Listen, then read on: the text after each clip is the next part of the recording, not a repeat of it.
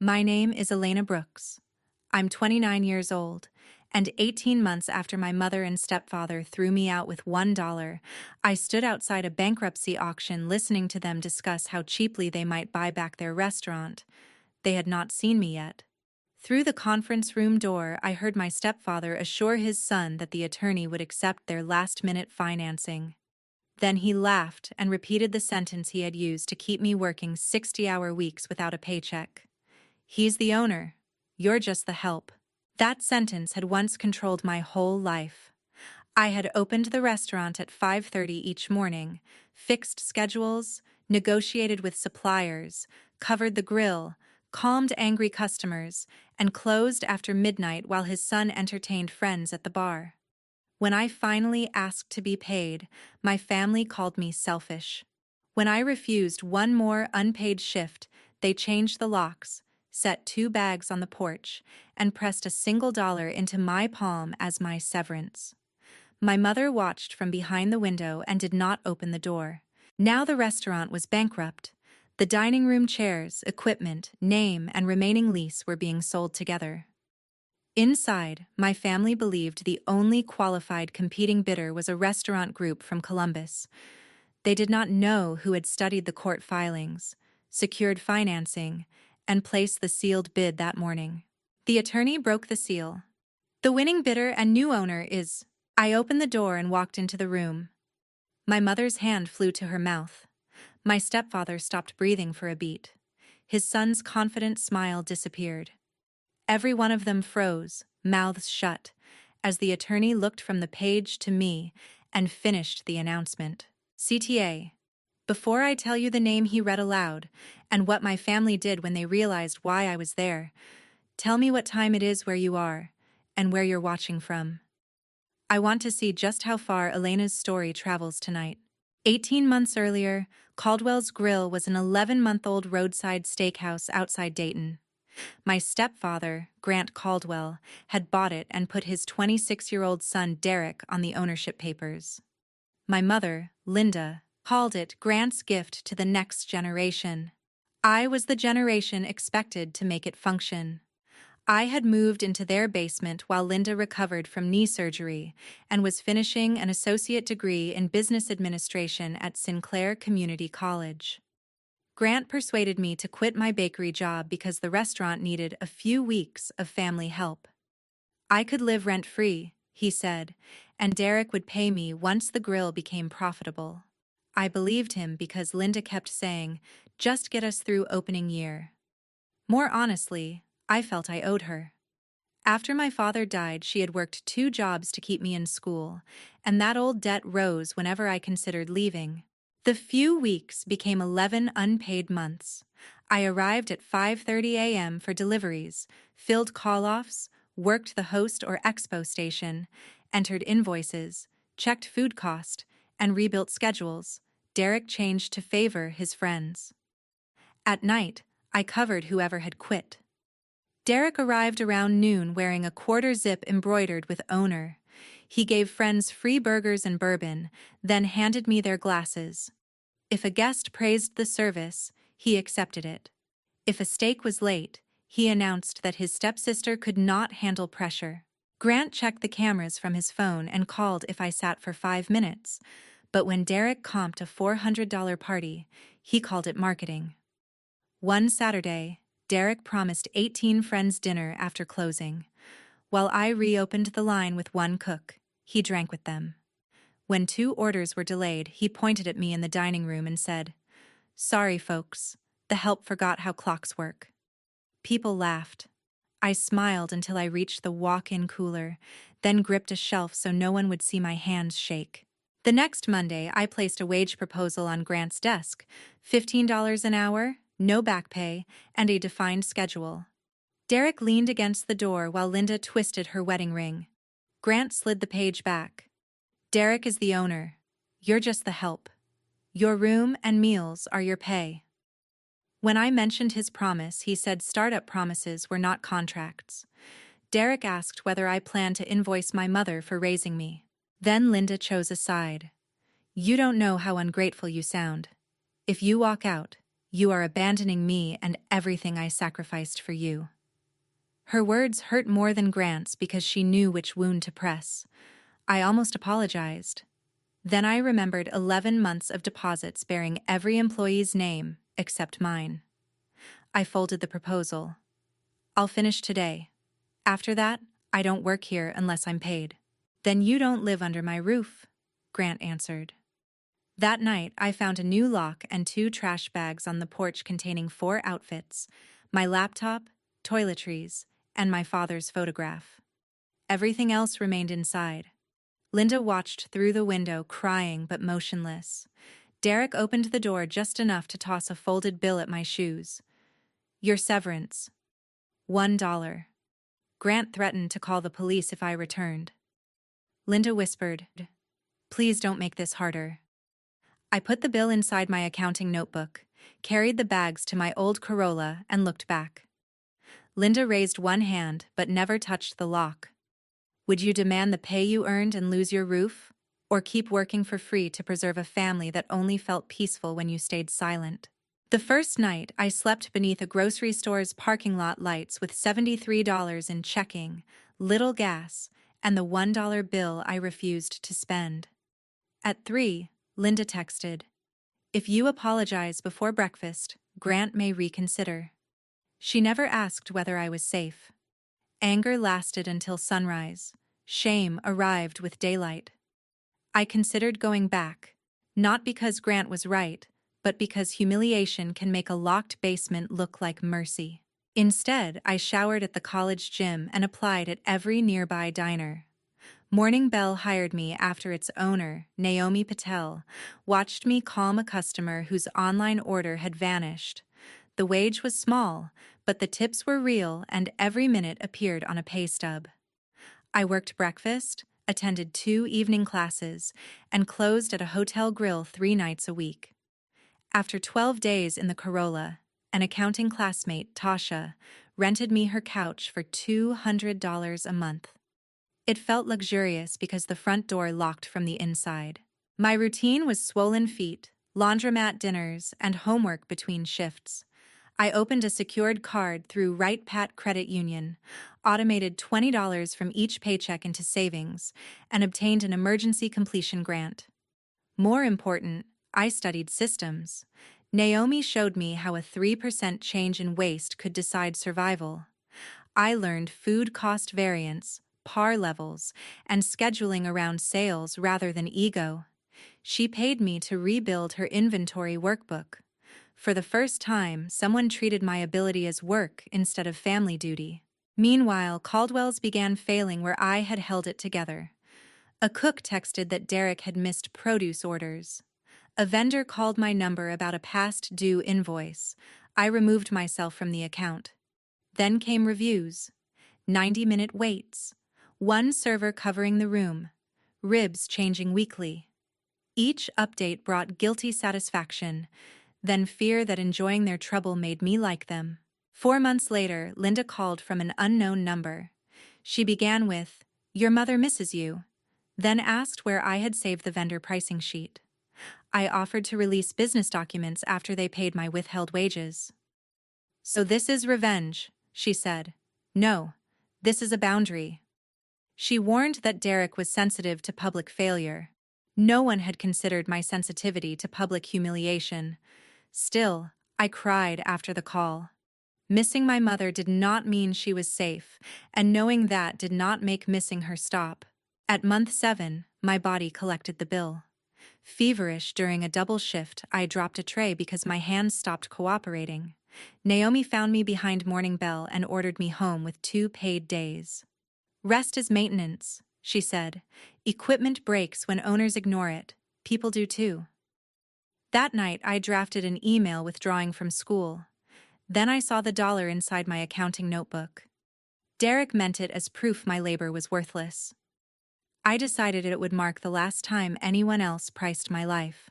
By month 9, I rented a room, finished my degree, and became Morning Bell's assistant manager. I dropped the hotel shifts and handled scheduling, purchasing, and cost reports. When prices climbed, we changed the menu instead of cutting hours. When a refrigerator seal failed, Naomi repaired it before food spoiled. At Caldwell's, Grant delayed maintenance and used payroll money for the mortgage. Derek hosted free parties because he preferred a room full of non-paying friends to an honest, empty room. From one restaurant door, our lives split. I learned what ownership required while the owners consumed what remained. At graduation, I kept an empty seat beside Tasha even though I had not invited Linda. Some childish part of me hoped she would appear and say she was proud. She did not. Naomi attended after working the breakfast rush and gave me a calculator with my name engraved on it. I cried in the parking lot, ashamed that kindness from someone else still felt like betrayal of my mother. That was when I understood that rebuilding was not only earning money, it was allowing safe people to matter without asking permission from the people who had hurt me. At the start of my second year, Naomi gave me Morning Bell's second location, health insurance, a salary, and the first business key ever handed to me without guilt attached. Stability exposed how Caldwell's had trained me. I checked cameras at midnight, rewrote good schedules, and covered every call-off myself. Naomi finally shut my laptop. Being necessary isn't the same as being valuable. Grant had taught me to prove worth through exhaustion. Learning not to repeat him became harder than learning food cost. That lesson was tested during a Sunday rush when our dish machine stopped heating and 2 employees called off. My old instinct was to lock the front door, tell the crew we were staying until everything was washed, and do 3 jobs myself. Instead, I limited seating, paid a temporary dishwasher an emergency rate, told customers the truth about longer waits, and closed on time. We lost sales that day, but no one worked unpaid and no exhausted employee quit. The next morning, every regular returned.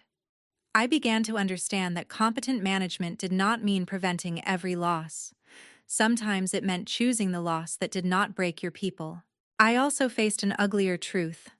I was better at restaurant management than Derek, and part of me wanted the world to announce it. I imagined clean books and a full dining room while his friends watched him fail.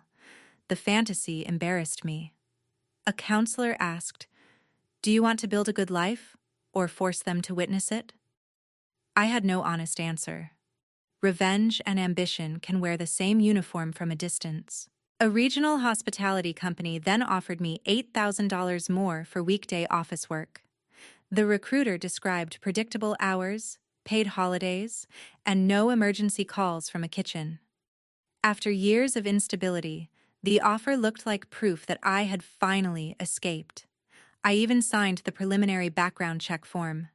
During a trial afternoon, however, I sat in a windowless office correcting reports for restaurants I would never enter and realized I did not want to leave the industry Grant had poisoned. I wanted to prove, first to myself, that it could be run without fear. Turning down that salary terrified me because it meant choosing an uncertain path without blaming my family for the choice. I declined, enrolled in a small business finance certificate, and asked Naomi to teach me commercial leases, insurance, payroll taxes, vendor liens, and the difference between buying a company and buying only its assets. That distinction mattered when our meat distributor said Caldwell's had moved to cash on delivery after 3 returned payments. Public records showed Grant had borrowed against his house, an equipment lender held liens, and taxes were on a payment plan. I quietly studied Chapter 7 asset sales under Capstone Research, downloaded bid packages, read lease assignment clauses, and attended a closed pizza shop's auction to learn the process. I called it preparation for any opportunity, but Caldwell's made my pulse quicken. I knew its traffic, failing cooler, waste patterns, and loyal neighborhood families. I also knew it held my worst adult year. Buying it could be smart, or an expensive way to keep arguing with my family. To separate readiness from revenge, I wrote 3 rules in my notebook. An independent valuation had to support the price. The plan had to work without $1 of unpaid labor, and I would walk away if bidding passed a fixed ceiling. Those rules mattered because emotion always finds respectable words for recklessness. If the restaurant became available, the numbers, not my anger, would decide whether I entered the room. 11 months after throwing me out, Linda appeared at morning bell. She did not apologize. Grant had borrowed against the house, and she wanted me back for 6 weeks at $10 an hour, less than our dishwashers earned. Derek would remain owner and take distributions. "This isn't the time to punish him," she said. I refused to return to the place where she had locked me out. Her final words were, "If we lose the house, I'll know you could have prevented it." The guilt landed exactly where she aimed it. Naomi listened, then said, "A business surviving on one relative's free labor is already insolvent. Going back delays paperwork, it doesn't repair anything." I blocked Linda's number with my thumb hovering over the screen. Refusing to rescue them became the first decision for my future that did not require their understanding. Caldwell's Grill did not collapse in one dramatic evening. It died through ordinary decisions made by men who believed consequences were disrespectful. Derek cut the experienced kitchen manager's hours after the man questioned free liquor for friends. The manager quit, and 3 cooks followed him within a month. Grant replaced them with cheaper workers but provided almost no training. Plate returns increased. To protect online ratings, Derek offered more free meals, which lowered revenue while food use climbed. When the walk-in cooler began warming overnight, Grant paid for repeated temporary repairs rather than replacing the compressor. One inspection found meat held above the safe temperature. The county suspended the food service license for 6 days while the restaurant discarded inventory, repaired the unit, and passed a follow-up inspection. The closure itself was brief. The screenshots lasted much longer. Suppliers moved them to cash on delivery. Their linen company stopped service. Grant began buying ingredients at warehouse clubs on personal credit cards, which meant recipes changed depending on what was available. Employees discovered paychecks were arriving 2 or 3 days late. A server named Camille, who had once covered my birthday shift, sent me a photograph of an empty Friday dining room. Half the bulbs in the Caldwell's sign were dark. She wrote, "I'm leaving. I can't keep apologizing for people who won't fix anything." I helped her apply at another restaurant and resisted the urge to ask for more details. My complicated relief frightened me. I had expected their failure to feel like a door opening. Instead, it felt like watching food rot in a refrigerator I had warned them to repair. The restaurant had never been innocent. Grant used it to control me. Derek used it as a stage, and Linda used it as a test of loyalty. But the line cooks, servers, vendors, and regulars had not deserved the damage. I remembered an elderly couple who came every Thursday and split meatloaf, a high school dishwasher saving for his first car, and a produce driver who always placed the tomatoes gently. Their losses did not become justice simply because Grant suffered too. When the people who once humiliated you begin to fall, do you feel victory? Or do you finally see how much they were willing to waste just to avoid admitting you were right? 14 months after I left, the restaurant filed for Chapter 7 bankruptcy. The public petition listed more than $300,000 in secured and unsecured claims, though the figures included equipment loans, taxes, supplier balances, and a portion guaranteed personally by Grant and Derek. Because the business leased the building, the trustee planned to auction the trade name, furniture, kitchen equipment, remaining inventory, transferable permits, and the right to assume the lease subject to the landlord's approval. Grant's house was not automatically part of the restaurant's sale, but the home equity loan he had used to feed the business still had to be paid. The distinction mattered. Bankruptcy would close one wound and expose another. Linda left me a voicemail from Camille's phone because her own calls were blocked. "Your brother is losing everything," she said. Derek was not my brother, but she used the word whenever she needed obligation. She said Grant had a plan to purchase the assets through a new company with help from a friend, erase the old debt, and reopen under a slightly different name. She wanted me to provide operating spreadsheets for the new lender and, if asked, confirm that Derek had managed daily operations. That last request erased any remaining doubt. Even at the edge of bankruptcy, they wanted my work and his credit. I emailed a single response: I will not make false statements, provide unpaid labor, or participate in a transaction designed to misrepresent management history. Do not contact me about the business again. Then the official auction notice appeared. I read it during my lunch break, closed the browser, and walked 3 laps around the block. That night, I opened it again. The minimum qualified bid was $65,000, far less than the cost of opening a comparable restaurant from an empty shell. But bidders also needed proof of funds, a 10% deposit, landlord approval, and the ability to close within 15 business days. The equipment required repairs. The brand carried terrible reviews. At least $30,000 in working capital would be needed before reopening. It was not a bargain for someone chasing a dramatic moment. It was an opportunity only for someone who knew exactly what was broken. I built 2 financial models. The first assumed I bought an unrelated cafe with similar traffic. The second assumed I acquired Caldwell's assets, abandoned its menu, closed for renovation, and reopened under a new name. I deliberately made the Caldwell model harsher: lower opening sales, higher repairs, no sentimental value assigned to anything. It still produced the stronger 3-year return because the lease rate was below market and much of the kitchen could be restored.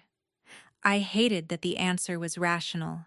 If the numbers had failed, I could have walked away and called that healing. Instead, the numbers forced me to decide whether I was afraid of a bad investment or afraid that buying it would reveal how badly I still wanted them to see me. I brought both models to Naomi without telling her which restaurant was behind the second one. She spent 2 evenings testing labor assumptions, vendor terms, repair estimates, and debt service. Then she tapped the conservative model and said, "This site is ugly, but the lease is valuable. Why are you pretending it is anonymous?" I told her everything: the unpaid months, the $1 bill, the locked door, Linda's request that I return, and the family's plan to buy the assets through a new company. Naomi did not offer a speech about destiny. She asked the question an investor should ask: if they never learn you bought it, would you still want to operate it? I went home before answering.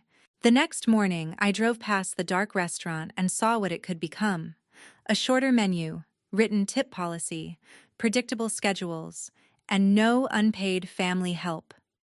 I did not want Caldwell's as a trophy. I wanted the location because I knew how to make it honest. Naomi agreed to invest $62,000 for a 30% stake and formal financial controls. I would contribute $22,000, almost all my savings, and remain majority owner and operating manager. That left the credit gap in working capital. My credit union declined the first loan request because the target business was bankrupt and I lacked collateral beyond a tired Corolla. I revised the package, separated the asset purchase from operating reserves, obtained written repair estimates, and secured a letter from the landlord stating that he would consider assigning the lease if I provided a personal guarantee. On the second review, the credit union approved a $38,000 small business term loan, contingent on a successful bid, Naomi's equity deposit, and the lease assignment. The interest rate was higher than I wanted. My signature would be personal. If the restaurant failed, the company could disappear while the loan followed me home. For 6 nights, I calculated how long I could survive without salary. If repairs exceeded estimates by 15%, I would need to delay reopening. If sales started 20% below forecast, I could cover payroll for only 14 weeks without more capital. Losing the auction would cost due diligence fees, but return the bid deposit. Winning and failing would cost my savings, damage my credit, strain my relationship with Naomi, and possibly put me back on someone else's couch. I took the $1 bill from my notebook and placed it beside the loan guarantee. 18 months earlier, I had risked homelessness by refusing unpaid work. Now I was considering risking security to create paid work for other people. Courage did not feel bigger the second time. It felt more informed. We hid my involvement for business reasons, not theatrics. The bid package was submitted by an LLC named Copper Table Hospitality. Naomi was listed as the authorized representative for initial communications. Only the trustee, the landlord, our attorney, and the credit union knew I controlled 70%. If Grant discovered I was behind the bid, he might pressure Linda, contact the landlord, frighten employees, or drive the price up simply to keep me out. I did not tell Tasha, Camille, or even my counselor. When Linda emailed me asking whether I had heard who the Columbus people were, I did not answer. Grant's proposed new company barely qualified. His friend supplied a proof of funds letter but insisted that Grant contribute cash at closing, money he did not actually have without another loan. Derek treated the auction like a formality. He posted online that Caldwell's would be back after restructuring and privately told former employees their jobs would return. Grant contacted vendors and blamed the bankruptcy on temporary inflation, staffing disloyalty, and my departure. 2 vendors refused new terms, another demanded cash in advance. The consequences were beginning to spread beyond the court filing. Potential partners heard about returned payments, managers declined interviews, and the reputation Grant had spent years polishing narrowed to one question: would he pay what he promised? On auction morning, I signed the final financing documents at 7:10 a.m. My hand shook so badly that the attorney asked whether I needed water. The qualified bidders submitted sealed offers with permission for the trustee to conduct additional rounds. Grant's group bid $71,000. A regional operator bid $78,000. Copper Table bid $84,000 and agreed to close without an inspection contingency because we had already inspected during due diligence. The regional operator withdrew. Grant asked for 15 minutes to call his lender, then increased to 85. Naomi looked at me, waiting. Our ceiling was 92, but every extra dollar reduced working capital. I authorized $88,500 and added a commitment to retain any current employees who passed standard rehiring checks. Grant could not produce proof for another increase. The trustee accepted our offer subject to final documentation. I could have remained outside and let our attorney announce Copper Table Hospitality, but the assignment documents required my signature as managing member, and hiding after winning would have turned a business decision into a prank. I walked toward the conference room with the $1 bill still loose inside my notebook and stopped with my hand on the door. If I entered, my family would call it revenge. A part of me knew they would not be entirely wrong. I took one breath, opened the door, and heard the attorney begin. The winning bidder and new owner is Copper Table Hospitality, controlled by managing member Elena Brooks. The attorney read the words exactly as written. For several seconds, no one moved. Linda's hand covered her mouth. Grant stared at me, then at Naomi, as though one of us might admit there had been a clerical error. Derek gave a short laugh that contained no humor. "She can't own it," he said. "She was an unpaid assistant." The trustee looked at the qualification file and answered, "Ms. Brooks is the majority owner, loan guarantor, and approved assignee of the lease." Nothing I could have said would have cut as cleanly as that list of verified facts. Grant accused me of stealing a family business. Our attorney reminded him that the sale was public and his group had declined to bid higher. Derek claimed I had learned everything from him. Then Linda whispered, "How could you do this to your own mother?" That nearly broke my composure. Even now, she was the person abandoned.